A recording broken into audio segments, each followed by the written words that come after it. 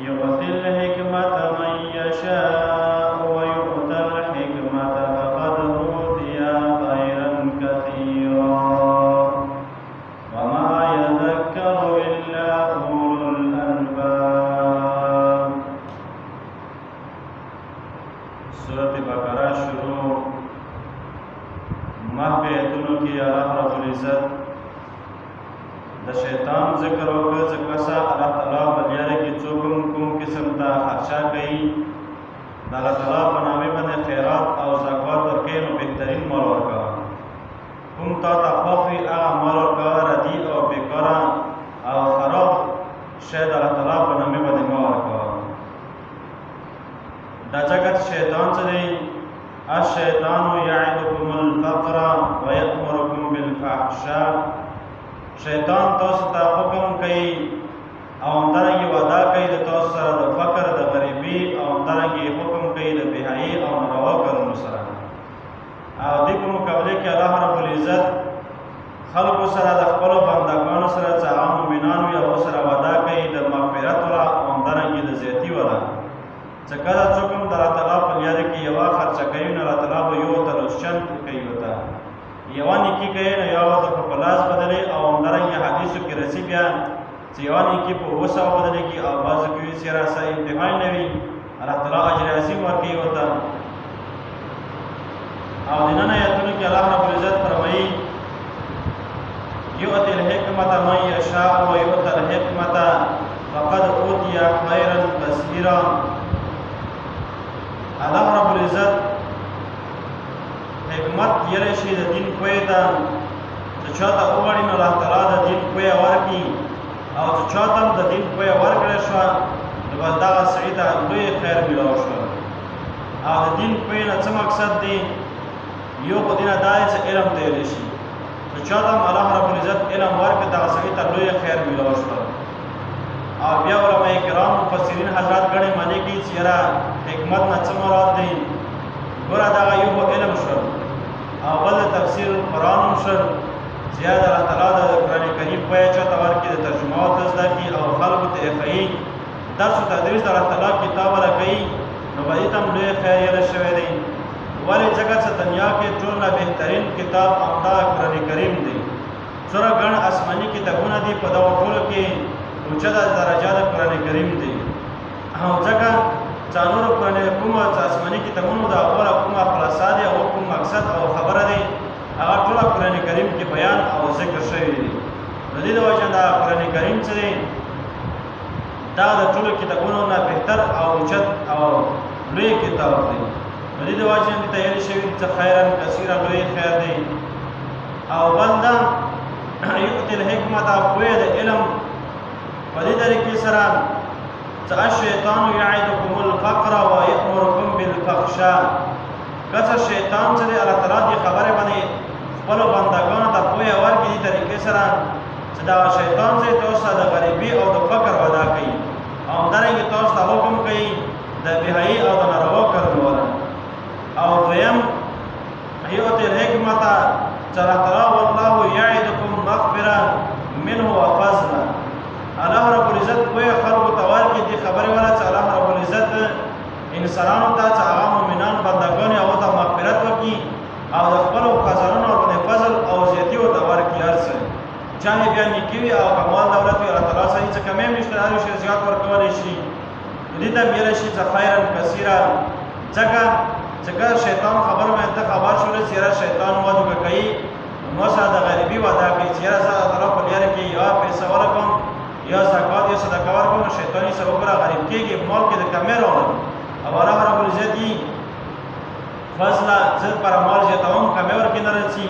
نو دې ته هم لوی خیر یلی شوی دی د وجې نه چې شیطان تابعداري ماته شي او د الله رب العزت او د هغه پیغمبر تابعداري پسې روان شي نو دې ته هم لوی خیر یلی شوی دی او ټول نه بهترینه معنا همدا کېږي چې دا قرآن کریم پوهه دی بس قرآن کریم علم دی ولې د نور څومره علم کېږي څومره کتابونه ویلی شي د علمي کتابونه دیني علم والا دغه ټول د قرآن کریم پر ویلی شي چې یاره د قرآن کریم موږ ته پوهه نصیبه شي او بل علما دا معنا کوي علم والا چې علم یلی دی شي چې معرفت الهي د مالک تعالی را پېژندګلنه سړی ورسره وکړي دې طریقې سره ستبیا هر څه کې د الله تعالی پیژندګلوي د تقوا د ویچ او داسې کې زکومه طریقه استعمال کوم حرام حلال وغیرہ څوره معاملات رچی معاشرات رچی اخلاقیات رچی دا ټول ته د پاتې وي د الله تعالی کوم حکم وي بس هغه ته بيداری وکي د پیغمبر ته بيداری وکي د شیطان او د نفس ته بيداری پرې کوي یؤتل حکمت من یشاء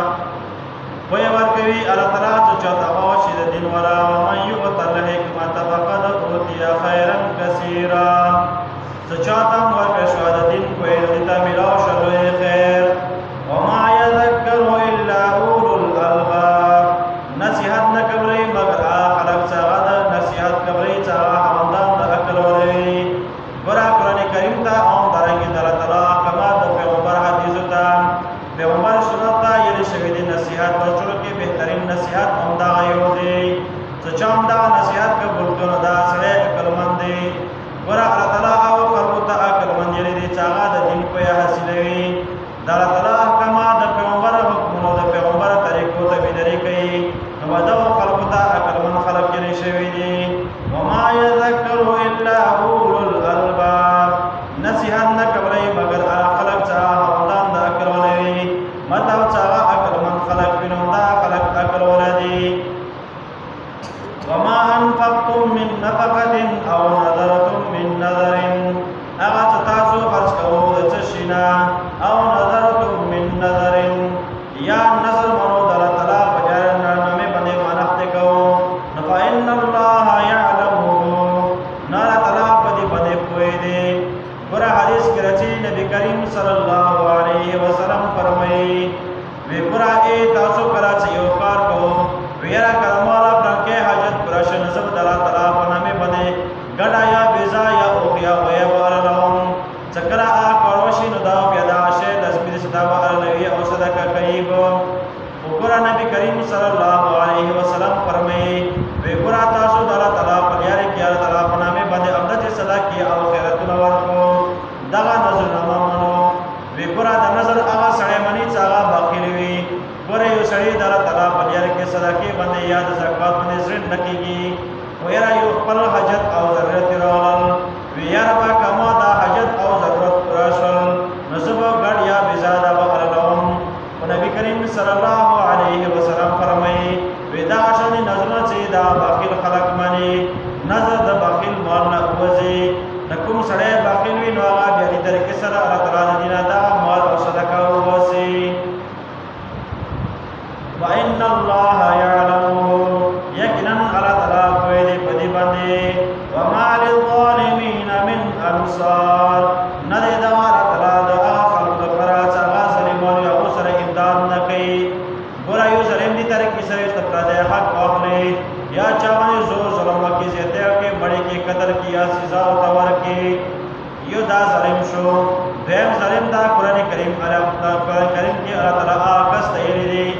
آکس هم ظالم دی چا ګناونه کوي الله تعالی احکامات د پیغمبر طریقې مته دا ظالم ظالم دی